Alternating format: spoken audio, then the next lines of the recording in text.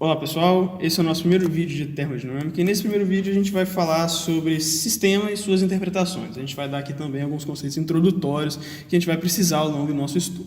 Antes de tudo, é importante definir o que é sistema. Sistema é o que se deseja estudar. A forma e o volume do sistema não são necessariamente constantes. E a gente chama de vizinhança o que é externo ao sistema. E o que limita, o que faz essa distinção entre sistema e vizinhança, a gente chama de fronteira ou também superfície de controle. E é sempre importante a gente definir o sistema adequadamente, porque para cada problema, uma escolha inteligente dessa fronteira pode facilitar e muito a resolução. Agora vamos falar um pouco sobre os tipos de sistema que existem. Existe o sistema fechado e o volume de controle. Em um sistema fechado, as interações possíveis são apenas de transferência de energia, ou seja, calor e trabalho. Trabalharemos mais adiante essas interações. Massa não atravessa a fronteira de um sistema fechado, ao contrário de um volume de controle, onde ambas as interações são possíveis.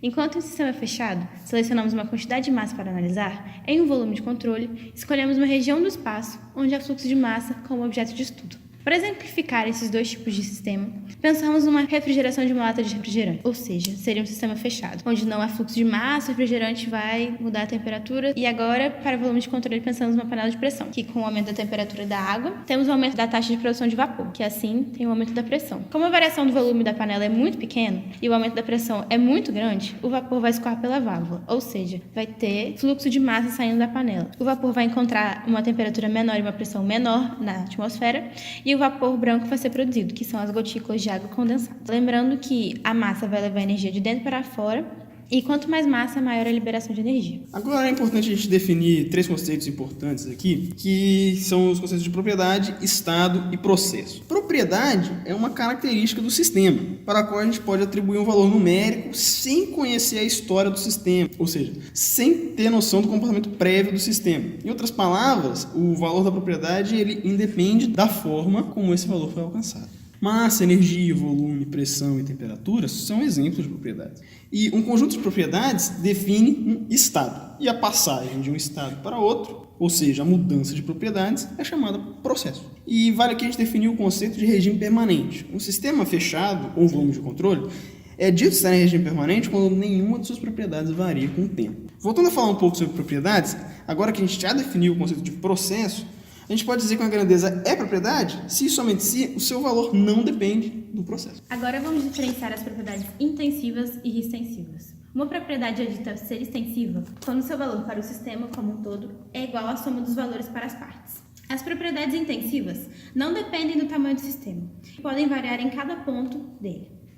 As propriedades intensivas são, então, dependentes da posição e do tempo, enquanto que as propriedades extensivas dependem apenas do tempo. Massa, energia e volume são exemplos de propriedades extensivas, enquanto temperatura e energia específica, que é a energia dividida pela massa, são propriedades intensivas. Para entendermos melhor essa definição, tomemos, por exemplo, uma barra de chocolate. Se dividirmos essa barra em 4 partes, o valor de sua massa, de seu volume e energia para a barra inteira será igual à soma dos valores de cada parte. Ao passo que a temperatura, por exemplo, não segue esse critério. Geralmente, representamos as propriedades extensivas por caracteres maiúsculos e as intensivas por caracteres minúsculos, sendo a massa uma exceção. Vamos definir agora o conceito de equilíbrio. O conceito de equilíbrio termodinâmico é um conceito mais abrangente de equilíbrio. Ele pressupõe que o sistema não apenas esteja em equilíbrio mecânico, mas também térmico, químico e de fase. Ao longo do estudo de termodinâmica, a gente vai entender cada um desses. O sistema é dito estar em um estado de equilíbrio quando as propriedades não mais variam. Agora vamos falar sobre algumas propriedades termodinâmicas de um sistema. Primeiramente, vamos definir pressão. Pressão é a razão entre a força, que age na direção normal de um elemento da área, pela área desse elemento. A pressão pode ser definida, então, como o limite da razão entre a força normal e a área, tendendo a área zero, como vocês podem ver na equação mostrada. Tomemos um cilindro de ar pressurizado. A pressão no cilindro é devido à colisão das moléculas de ar com as paredes do recipiente. A força média que elas exercem na parede, dividida pela área, nos dá a pressão, uma propriedade macroscópica do sistema.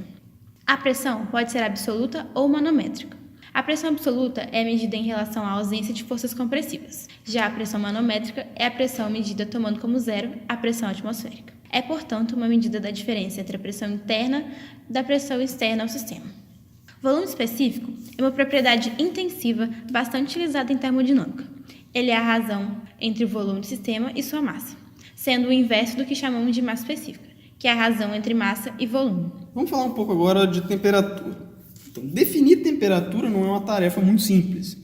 É mais fácil a gente definir o conceito de igualdade e de diferença e temperatura. Dois corpos estão à mesma temperatura quando não há mais transferência de energia na forma de calor entre eles. Quando a interação térmica entre dois corpos cessa por conta de não haver mais diferença de temperatura, a gente diz então que esses corpos estão em equilíbrio térmico. Grosso modo, a temperatura nos dá uma ideia da agitação das moléculas de um sistema. Quando a gente fala de temperatura, logo vem à cabeça o enunciado da lei zero da termodinâmica, que é um enunciado muito simples. Ele diz o seguinte: se o corpo A está em equilíbrio térmico com o corpo C e o corpo B também está em equilíbrio térmico com esse corpo C, A e B estarão também em equilíbrio térmico. As escalas para medir a temperatura baseiam-se em estabelecer pontos fixos e associá-los a valores de temperatura, e definindo assim uma escala. E a gente tem também as escalas absolutas de temperatura, como a escala Kelvin e a escala Rankine, que são assim ditas por definirem como zero o menor valor possível para a temperatura, que seria o valor onde não há agitação térmica. Então, pessoal, esse foi o nosso primeiro vídeo. Espero que vocês tenham gostado. Esperamos vocês semana que vem para mais vídeos de termodinâmica. Se inscrevam no nosso canal.